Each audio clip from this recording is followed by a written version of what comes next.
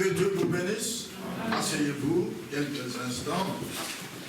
C'est avec joie que je salue chaque frère et chaque soeur dans le nom précieux de Jésus-Christ. Par la grâce de Dieu, nous sommes dans la maison de Dieu et nous croyons de tout notre cœur qu'il est présent au milieu de nous. Car il a dit que là où 2 ou 3 sont assemblés en mon nom, je suis parmi eux. Nous ne le voyons pas.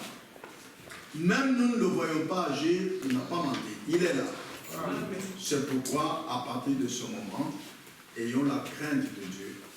Agissons en sachant que Dieu est là et il est le Père Céleste. Nous lui devons du respect et de la crainte. Amen. Je vous invite à vous lever. Si nous n'agissons pas ainsi, nous entrons et nous sortons comme nous étions venus. Nous n'aurions rien reçu. Nous serons comme Simon le pharisien. Il avait invité Jésus le Sauveur. Il avait des péchés. Eh bien, Jésus le Sauveur est venu. Il est reparti. Simon le pharisien est resté avec les péchés. Mais la femme pécheresse, une femme de mauvaise vie, est venue selon les règles de Dieu et ses péchés ont été pardonnés. Amen. Nous allons lire aujourd'hui dans Luc chapitre 1, versets 26 à 31. Et puis nous allons passer au verset 34 jusqu'à 38. Évangile selon Luc, chapitre 1, verset 26 à 31. Vous y êtes? Ok, je lis la parole de Dieu. Au 6e mois, l'ange Gabriel fut envoyé par Dieu dans une ville de Galilée appelée Nazareth, auprès d'une vierge fiancée à un homme de la maison de David nommé Joseph. Le nom de la vierge était Marie. L'ange entra chez elle et dit, « Je te salue, toi à qui une grâce a été faite. Le Seigneur est avec toi. » Troublée par cette parole, Marie se demandait de ce que pouvait signifier une telle salutation. L'ange lui dit, « Ne crains point, Marie, car tu as trouvé grâce devant Dieu. Et voici, tu deviendras enceinte, et tu enfanteras un fils, et tu lui donneras le nom de Jésus. » Nous passons maintenant au verset 34 jusqu'au verset 38. Marie dit à l'ange, « Comment cela se fera-t-il puisque je ne connais point d'homme ?» L'ange lui répondit, « Le Saint-Esprit viendra sur toi, et la puissance du Très-Haut te couvrira de son ombre. C'est pourquoi cet enfant qui naîtra de toi sera appelé Fils de Dieu. Voici, Élisabeth, ta parente, a conçu, elle aussi, un fils en sa vieillesse, et celle qui était appelée stérile est dans son 6e mois. Car rien n'est impossible à Dieu. » Marie dit, « Je suis la servante du Seigneur, qu'il me soit fait selon ta parole. » Et l'ange la quitta. Amen. Amen. Que Dieu ajoute ses bénédictions à la lecture de sa parole. Amen. Amen. Asseyez-vous, je vous en prie.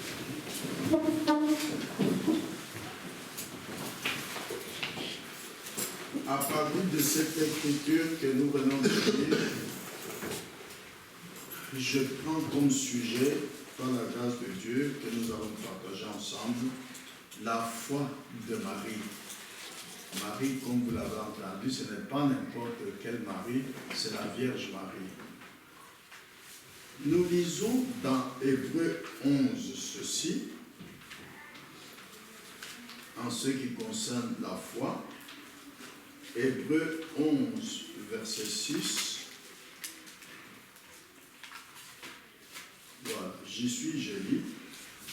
Or, sans la foi, il est impossible de lui être agréable, d'être agréable à Dieu. Impossible.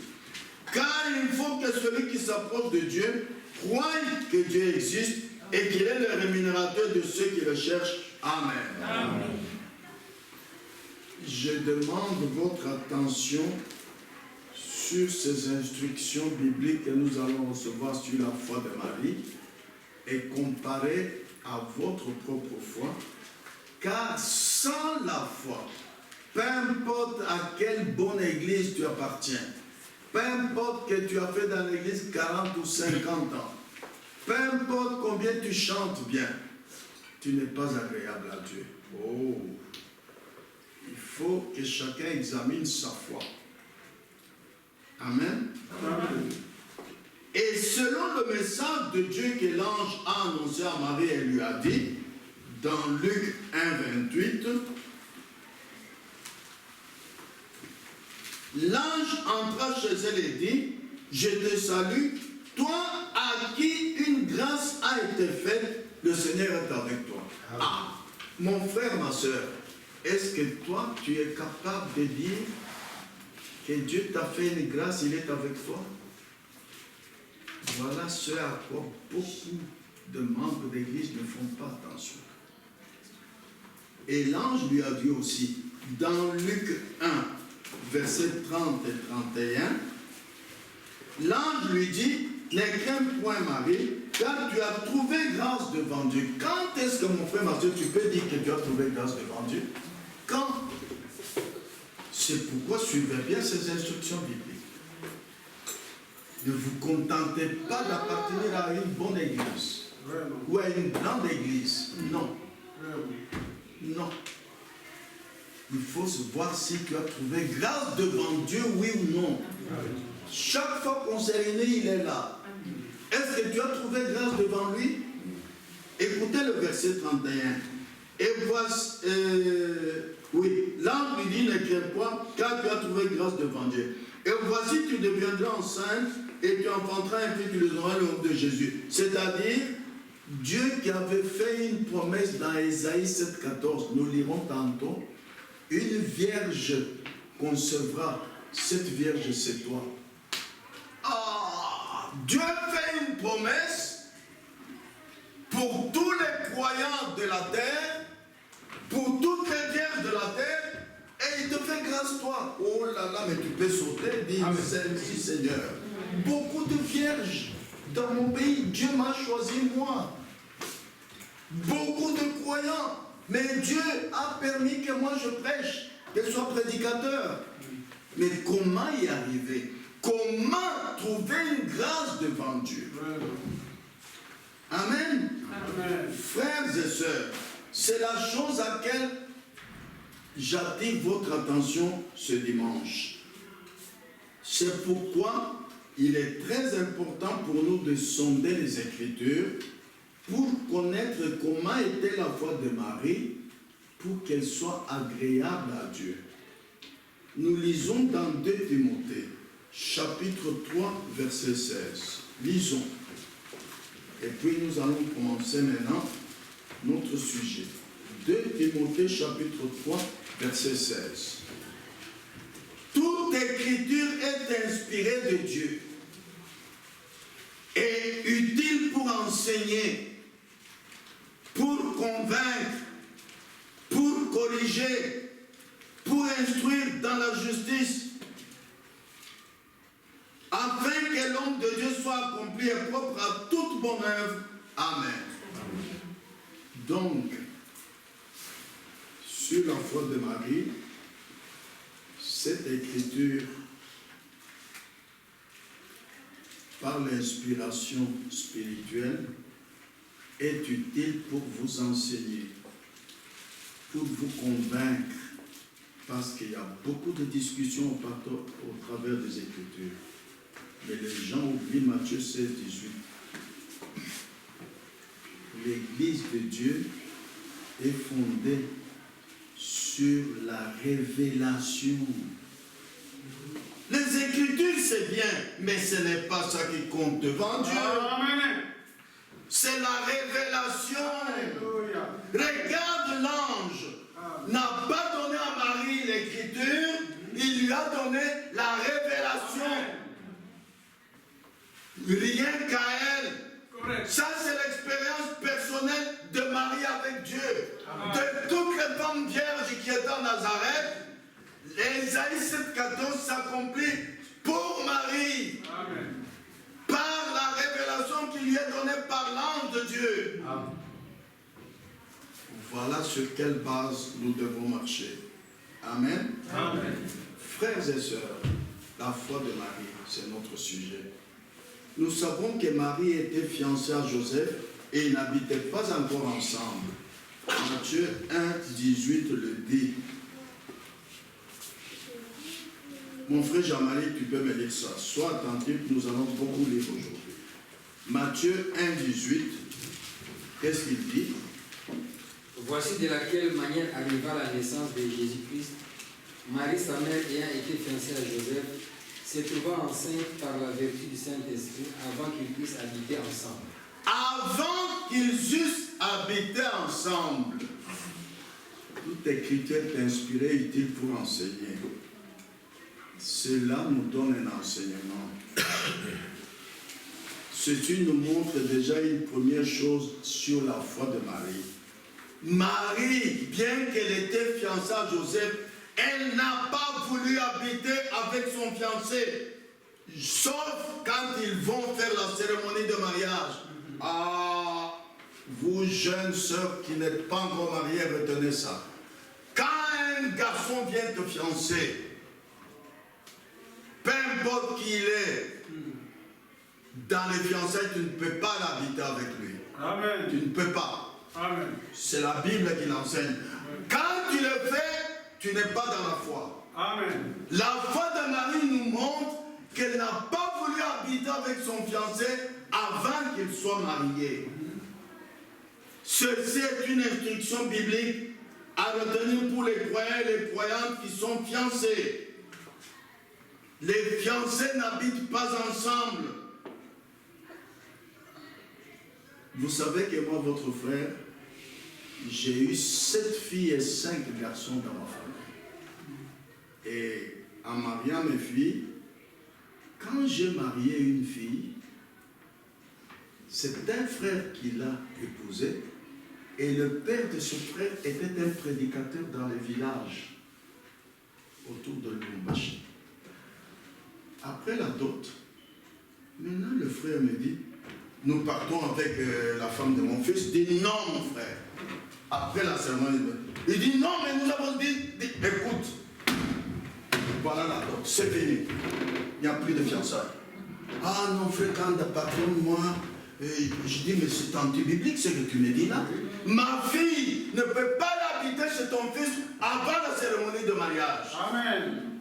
Voilà la foi de Marie. Alléluia. Soyez stricte, jeune fille. Amen. Amen. Amen. Ah, la foi de Marie.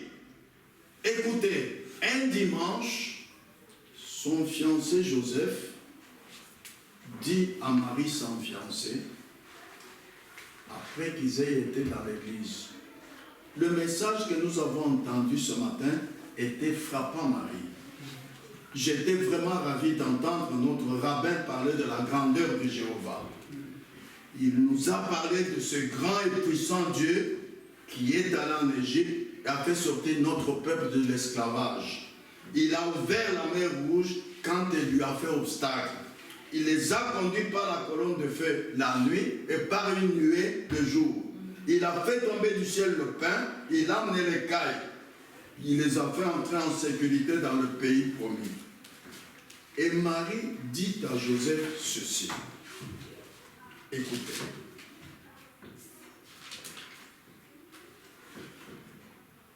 Oui, chérie, mais j'aimerais te poser une question.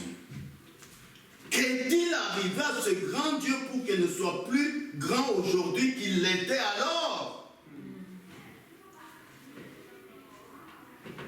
L'esprit de Marie est toujours tourné au côté spirituel. Alléluia. Tu m'as parlé d'une bonne prédication.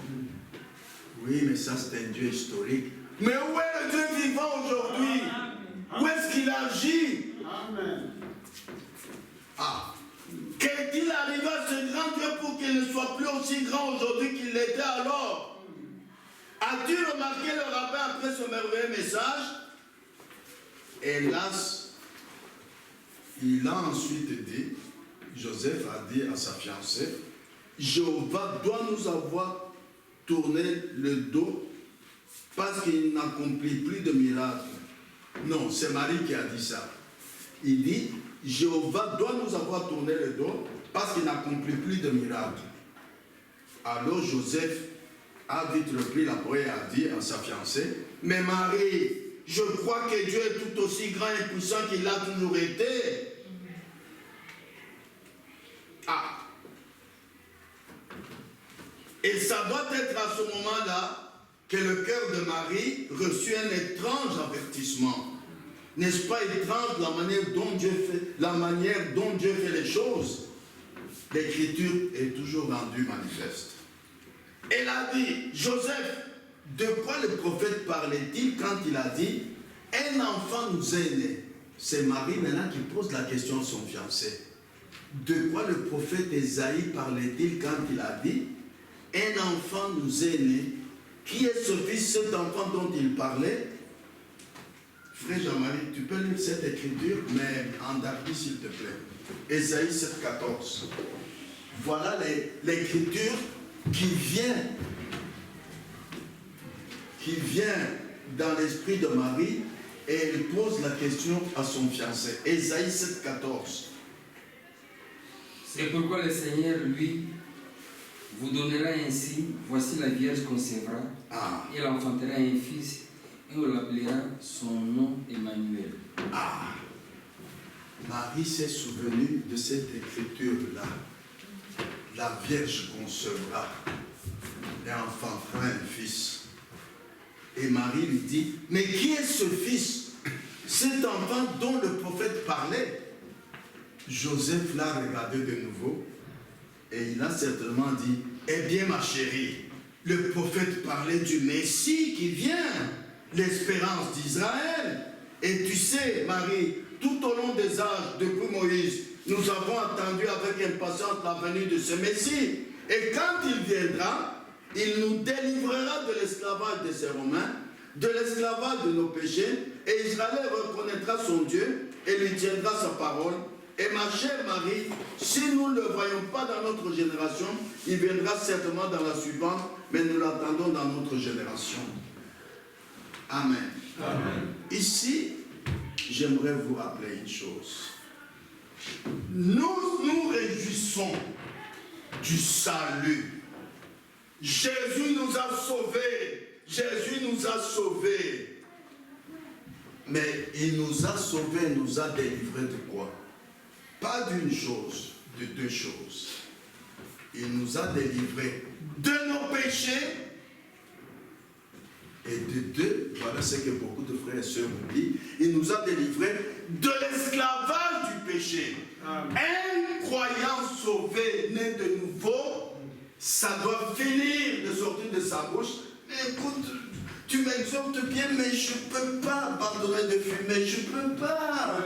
Je ne peux pas abandonner de boire, je ne peux pas abandonner de danser. Moi, j'aime bien danser, mais comment vais-je faire? Là, tu n'as pas le salut. Amen. Jésus-Christ est venu nous délivrer du péché. Amen. Si tu tombes, tu n'es pas terrassé, il te tient la main. D'accord. Tu te repens. Depuis que tu as pris, tu t'es repenti combien de fois? Tu peux compter 1000 fois, 10 000 fois, 5 000 fois. Peut-être 5 000, tu ne sais pas. Parce que tu es sauvé. Amen. Le péché ne peut plus t'envoyer en enfer quand tu es né de nouveau. Chaque fois que tu tombes, tu te repens. Oui. Mais il y a une deuxième chose.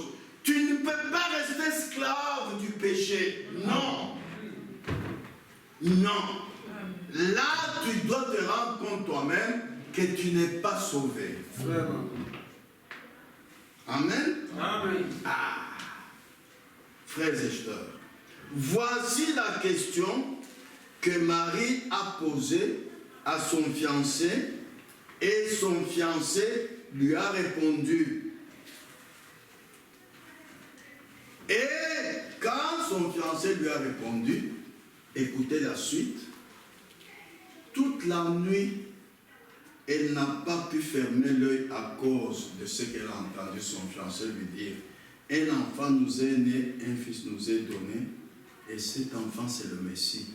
Parce qu'elle était vierge. Dit, oh, ne serait-ce pas moi avec qui Dieu va accomplir cet écrit d'Ésaïe 7,14. Elle n'a pas dormi toute la nuit. Voyez-vous la foi de Marie? Rappelez-vous la même façon d'agir par les deux disciples qui étaient sur le chemin d'Emmaüs. Nous lisons dans Luc 24 à partir du verset 13. Luc 24. Je vous prie de comparer chaque fois votre foi avec ce que nous découvrons maintenant dans la foi de Marie. 24, 13 dit ceci. Et voici ce même jour, deux disciples allaient à un village nommé Emmaüs, et l'un des hommes de 60 salles. Et ils s'entretenaient de tout ce qui s'était passé. Pendant qu'ils parlaient et discutaient, Jésus s'approcha et fit route avec eux. Mais leurs yeux étaient empêchés de le reconnaître. Qu'est-ce qu'ils parlaient? Maintenant, nous allons le découvrir. Verset 17. Il leur dit, de quoi vous entretenez-vous en marchant pour que vous soyez tout tristes? L'un d'eux, nommé Cléopas, lui répondit, es-tu le seul qui, séjournant à Jérusalem, ne sache pas ce qui est arrivé ce jour-ci? Quoi, leur dit-il? Il lui répondit, ce qui est arrivé au sujet de Jésus de Nazareth, qui était un prophète puissant en œuvre et en parole, devant Dieu et devant tout le peuple, et comment les principaux sacrificateurs et le magistrat l'ont livré pour le faire condamner à mort et l'ont crucifié. Vous voyez? Quand vous entendez la prédication de la parole, quand vous lisez dans les Écritures, est-ce que votre cœur est touché? Est-ce que vos désirs se tournent vers la compréhension exacte de ce que vous avez entendu, ce que vous avez lu? Voilà le cas de Marie, voilà le cas des deux disciples sur le chemin d'Emmaüs. Alors, puisqu'ils pensaient aux choses spirituelles, à la parole de Dieu, qu'est-ce qu'il y a eu? Les deux sur le chemin d'Emmaüs, Jésus s'est révélé à eux. Quand ils étaient à trois, ils parlaient de ce qui est arrivé en ce qui concerne Jésus de Nazareth. Ils ne reconnaissaient pas la troisième personne qui était au milieu. Mais le soir, quand ils sont arrivés, ils arrivent dans leur village. Ils disent, bon, au revoir. Je dis, non, restez manger avec nous. Ça, c'est la vie d'un croyant. Amen. Il aime partager ce qu'il a avec les autres. Restez manger avec nous. Quand ils ont mangé, il a brisé le pain. Leurs yeux s'ouvrirent. Ah! Donc c'est disparu. C'est Dieu qui te donne l'occasion de reconnaître ce qui est devant toi. C'est Dieu qui te révèle ce que tu entends et ce que tu vois. Je vous ai dit dès le commencement que l'Église de Dieu est fondée sur la révélation. Tu regardes maintenant, tu ne vois pas un ange, tu ne vois pas quoi que ce soit. Brusquement, tu vois quelqu'un que tu n'as jamais vu. À un moment donné, il disparaît. C'est biblique. C'est ce qui est arrivé aux deux disciples qui étaient sur le chemin d'Emmaüs. Ces deux disciples pensaient à Jésus, qu'on a crucifié et qui est mort, vous ne le voyez plus, et parlaient de lui. Marie, de la même manière, méditait en pensant au message que le rabbin avait apporté. Elle avait parlé de cela avec son fiancé Joseph. Elle avait même posé une question à Joseph. Ceci nous enseigne que si nous pensons à lui, notre Seigneur, si nous parlons de lui, il s'approchera de nous. Amen. Mais quand vous vous réunissez, par exemple, chez un frère, chez une soeur, de quoi parlez-vous? Voilà pourquoi votre foi est très basse. Voilà pourquoi vous ne voyez pas des choses spirituelles. Le Seigneur n'apparaît pas au milieu de nous. Parce que vous aimez parler seulement des choses charnelles. Vous n'aimez pas parler des choses spirituelles. Vous n'aimez pas dire, même pas dire, mais frère, mais c'est Dieu en Israël. que ça nous amène à la fin. Ah ouais. Qu'est-ce que vous pensez? Des choses dont la Bible parle, dont la parole parlée nous a montré, c'est ça que nous devons parler. Et désirer connaître l'explication de ça. Alors, le Seigneur s'approchera de nous. Écoutez ceci, frères et sœurs. Si seulement nous n'avions pas d'autre chose dans notre esprit, nous n'avons que des choses du monde. As-tu entendu l'équipe telle a gagné? As-tu entendu les élections aux États-Unis d'Amérique? As-tu entendu? On ne parle que des choses du monde. Dieu s'éloigne de vous alors. Parce que Dieu dit dans la parole, n'aimez pas le monde, ni les choses qui sont dans le monde. Si quelqu'un aime le monde, qui peut continuer? L'amour de Dieu n'est pas en lui. Alors Dieu s'éloigne de toi. Amen. Amen. Ah.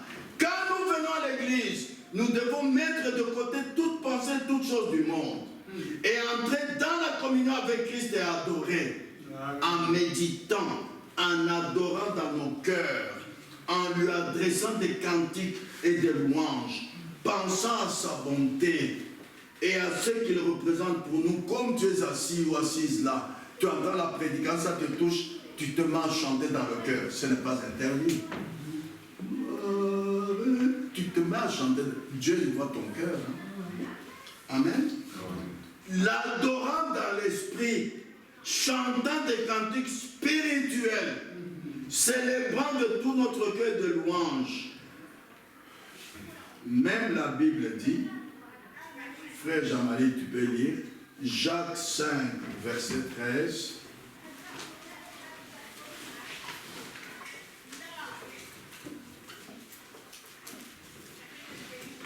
Regardez ce que la Bible nous dit.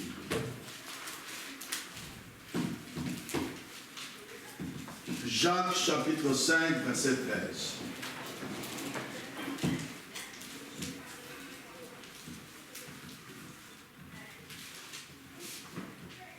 Jacques 5, 13.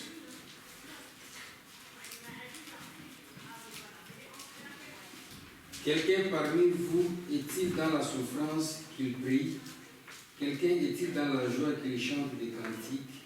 Quelqu'un parmi vous est-il malade qu'il appelle? Ça c'est 14 déjà. Ça va. Quand il vous arrive de souffrir, ne vous mettez pas seulement à vous plaindre. Frère, écoutez, moi je ne dors plus, mais c'est pas qu'est-ce qui se passe. Non, non, non, non. Pourquoi vous tournez toujours du côté charnel? Pourquoi vous qui dites que vous êtes croyant, vous ne vous tournez pas vers Christ, le surnaturel, le spirituel?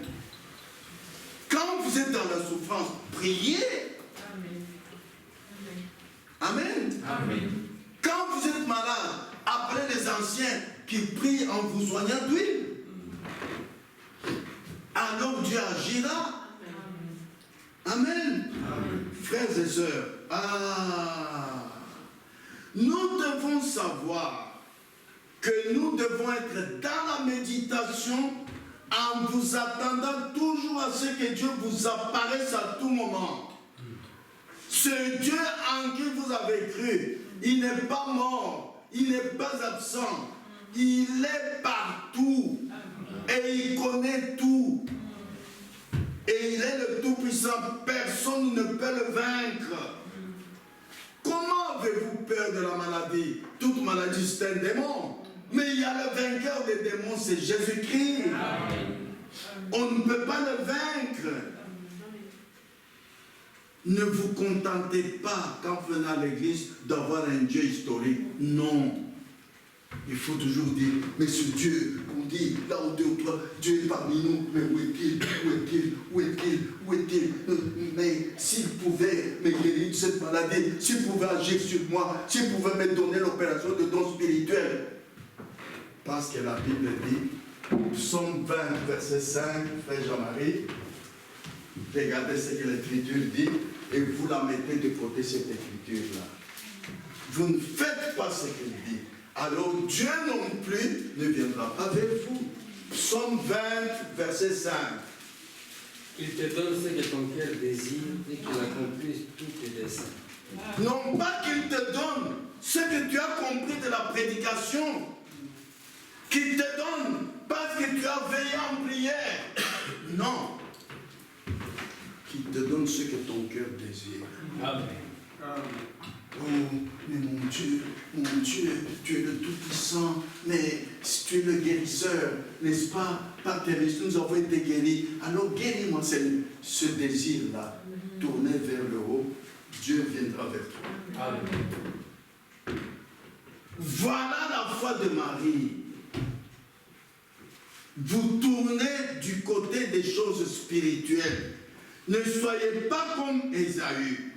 La Bible dit dans Hébreux 12, versets 15 et 16, je lis, écoutez comment était Ésaü. Hébreux 12, versets 15 et 16. La Bible dit ceci. Veillez à ce que nul ne se prive de la grâce de Dieu. Marie, elle a trouvé grâce devant Dieu. Amen. Ne vous privez pas de la grâce de Dieu. Voilà la foi de Marie. Je suis sauvé. Oui, mais as-tu la grâce de Dieu? Tu peux être sauvé, tu n'as pas de bénédiction. À ce qu'aucune racine d'amertume poussant des rejetons ne produise du trouble et que plusieurs d'entre soient infectés. À ce qu'il n'y ait ni impudique. Je vous parlerai de l'impudicité dans quelques instants. Que vous ignorez peut-être. Ni profane, comme Ésaïe, qui pour aimer vendit son droit d'aînesse. Ah! Ésaïe avait un penchant religieux. Mais il méprisait le droit d'aînesse. Il a même vendu son droit d'aînesse contre quelque chose à manger à son frère Jacob.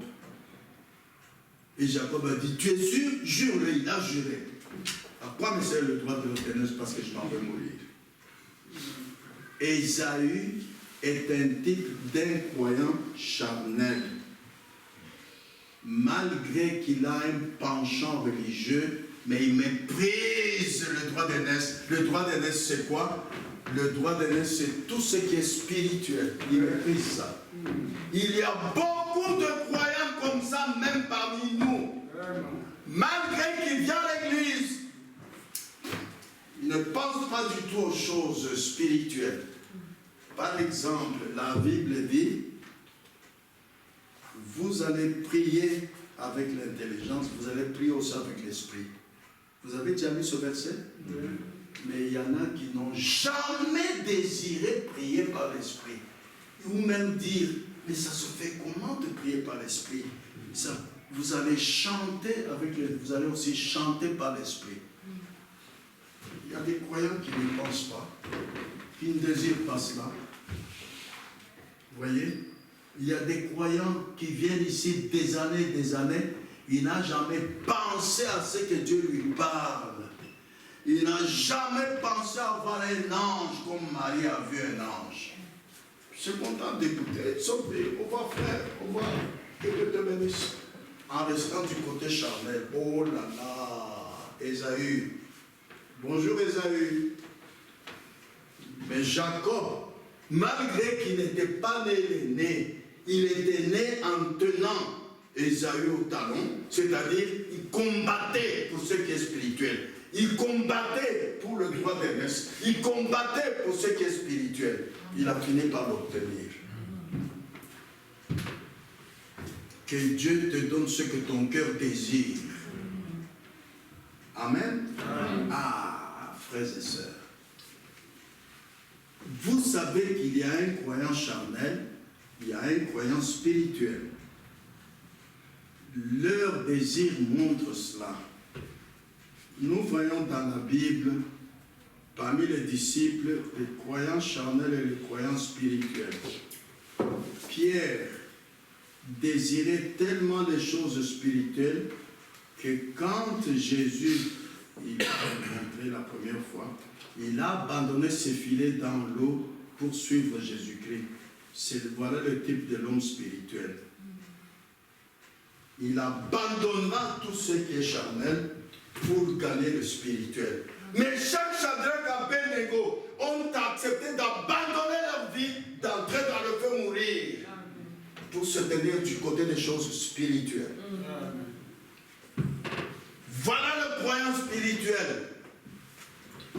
Il peut même abandonner son travail pour aller au culte. Il ne dira pas non, écoutez, mais moi je travaille, hein. Dieu a dit, c'est à le sueur de ton front que tu gagneras ton pain, hein. C'est Dieu qui l'a dit, hein. Là, vous raisonnez avec la parole comme le serpent fait raisonner Ève au commencement. Tu ne mourras point. Dieu lui-même sait que on ne raisonne pas avec la parole. La parole nous enseigne qu'un croyant spirituel a le cœur tourné, les désirs tournés vers les choses spirituelles. Même s'il doit mourir, même s'il doit souffrir, d'abord les choses spirituelles. Amen. Amen. Voilà pourquoi un jour, devant le temple, les gens ont regardé Pierre comme ça, quand il a fait marcher le boiteux. Voilà quelqu'un qui désire, tu deviens un homme exceptionnel. Mais qu'est-ce qu'il a fait cet homme? Il a fait marcher le boiteux. Quand tu as le cœur tourné vers les choses spirituelles, Dieu s'approche de toi. Parce que Dieu est esprit. Et il a dit à la femme samaritaine, Jésus a dit à la femme samaritaine, Dieu est esprit. Il faut que ceux qui l'adorent en esprit et en vérité. Ça doit être conforme à la Bible. Pas charnellement, en esprit. Et en esprit, c'est quand le Saint-Esprit descend sur toi pour te conduire en esprit. Et le Saint-Esprit descendra que si tu le désires, si tu médites sur les choses spirituelles. Voilà pourquoi nous avons entendu les jours passés mon frère dire, et je l'ai toujours dit aussi, nos assemblées sont froides. On ne voit pas le Saint-Esprit agir au milieu de nous. On ne voit pas la puissance du Saint-Esprit. On ne voit pas l'opération des dons spirituels. Soyez attentifs aujourd'hui. C'est parce que vous venez avec vos esprits comme Judas. Tu es dans l'église, mais tu te contentes des choses charnelles. Vraiment. Judas, comme on lui avait donné de garder la caisse de l'argent, il volait dedans. Il péchait contre Dieu pour contenter ses désirs charnels. Oh là là. Alors que Joseph a repoussé la femme de Potiphar, dit, comment pécherai-je contre Dieu? Alors que chacun s'examine, est-ce que tes désirs essentiellement sont tournés vers les choses charnelles ou vers les choses spirituelles? Tu es prêt à mourir pour les choses spirituelles ou te diront non, non, non, non, non, non. Oh, tu ne sais pas que Dieu est le Tout-Puissant. Il est celui qui est descendu dans la fournaise ardente pour sauver les trois qui étaient là. Tu oublies ça. Quand tu penses à lui, il descend vers toi. Amen. Amen. Ah, frères et sœurs, pensez-y. Il y a une église charnelle, il y a une église spirituelle. Quand vous allez dans une église, observez ce qu'une église aime. Est-ce qu'ils aiment les choses charnelles? Quand on chante un cantique, toutes les sœurs se mettent à danser, tous les frères se mettent à danser. Charnellement, vous n'y gagnez rien. Dieu n'est pas du côté charnel. Non. Jean 4, 24 dit, Dieu est esprit. Il faut que ceux qui l'adorent, l'adorent en esprit et en vérité. Je ne dis pas que c'est mauvais de danser quand il y a un cantique charnellement. Mais commencez par cela. Parce que ce n'est pas le spirituel qui vient de premier. C'est le charnel, ensuite le spirituel vient. Mais quand vous faites ça, ayez le désir tourné vers la danse en esprit. Alors Dieu vous la donnera. Si vous vous contentez des années à faire ça, vous resterez du côté charnel, vous aurez un Dieu historique qui ne viendra jamais vers vous. Voilà la foi de Marie. Hébreux 12, 15 dit, je lis, Hébreux chapitre 12, verset 15.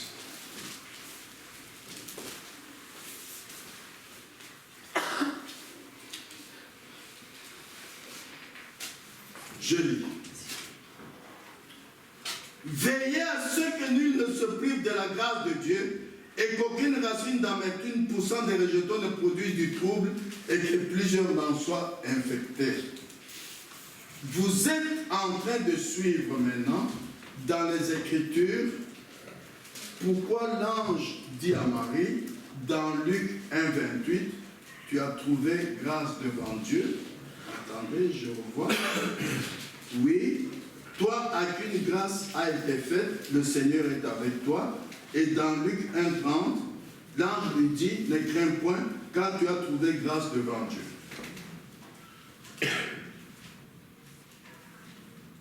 Voilà la foi de Marie. Je vous repose la même question. As-tu déjà pensé à ce que toi aussi tu trouves grâce devant Dieu? C'est biblique. Ce qui est écrit dans la Bible, c'est la vérité. Ceux qui ont écrit étaient inspirés. Quand tu viens à l'église, même des années, demande-toi un jour, est-ce que tu as trouvé grâce devant Dieu? Et la Vierge Marie, quand elle a entendu Joseph lire Ésaïe 7,14, une vierge concevra, elle enfantera un fils, il sera appelé Emmanuel, Dieu avec nous. Elle posa la question à Joseph. Elle posa cette question à Joseph. Elle a dit, Joseph, de quoi le prophète parlait-il quand il a dit, un enfant nous est né, un fils nous est donné? Qu'est-ce que ce fils, cet enfant dont il parlait? Et Joseph lui a répondu, mais ce fils c'est le Messie. Nous l'attendons pour être délivré. Alors, comme je vous l'ai dit, toute la nuit, elle n'a pas pu fermer l'œil à cause de cela. Un enfant nous est né, un fils nous est donné. Le lendemain matin, elle a dormi jusque tard. Pendant qu'elle faisait son chemin en longeant la rue, c'était comme s'il n'y avait personne. Elle pensait toujours à cette écriture. D'habitude, c'est quand nous pensons à la parole de Dieu que Dieu peut faire quelque chose pour nous. Tu écoutes la prédication, tu t'en oh, c'était bien, oh non, les prédicateurs exagèrent. Et dans ton cœur, Dieu regarde au cœur. Après avoir entendu la prédication, après avoir lu la Bible avec le prédicateur, qu'est-ce que tu retiens dans ton cœur? Quel est le désir qui entre dans ton cœur? Voilà ce à quoi Dieu regarde. Voilà la foi de Marie. Quelque chose est resté bloqué dans son cœur. N'est-ce pas? Voilà la foi de Marie. Voilà la foi biblique. Je crois que la raison pour laquelle les gens n'ont pas la victoire dans leur cœur qu'ils devraient avoir, c'est parce que leurs pensées sont portées sur d'autres choses, sur des choses naturelles. Ils écoutent la prédication, ils se penchent du côté charnel. Frère, qu'est-ce que toi tu dis de ce que le prédicateur a prêché aujourd'hui? Tu te mets à raisonner avec ce que le prédicateur a dit. Or, tu oublies qu'ici, quand le prédicateur prêche, fais attention jusqu'à ce que le Saint-Esprit qui est dans le prédicateur communique avec toi. Voilà l'essentiel de la prédication. Pas ce que tes oreilles entendent du prédicateur. Dans les messages au cet âge de l'Église, à la fin de chaque âge, il est écrit que celui qui a des oreilles entend ce que l'Esprit dit. Ton rôle, c'est de capter ce que l'Esprit te dit à toi. C'était le cas de Marie. Maintenant, depuis qu'elle a entendu Ésaïe 7,14, elle n'a pas dormi. Elle se dit, mais est-ce que ce ne serait pas moi? Parce qu'une vierge concevra, moi je suis vierge. Elle connaissait bien son état. Elle connaissait bien qu'elle vivait la parole, qu'elle était en ordre avec Dieu. Et puis, elle pensait de servir Dieu. Elle pensait que Dieu pourrait l'utiliser, elle. Et c'est conforme à la Bible. Frère Jean-Marie, lis-nous Luc 1, 74, 75. Voilà les pensées de Marie étaient conformes à cette écriture. Luc 1, verset 74, 75. De nous permettre, après que nous soyons délivrés de la main de nos ennemis, Oui. et de les servir sans crainte, De le servir sans crainte. en marchant devant lui dans la sainteté et dans la justice tous les jours de notre vie. Amen. Dieu ne vous a pas appelé pour chômer, non.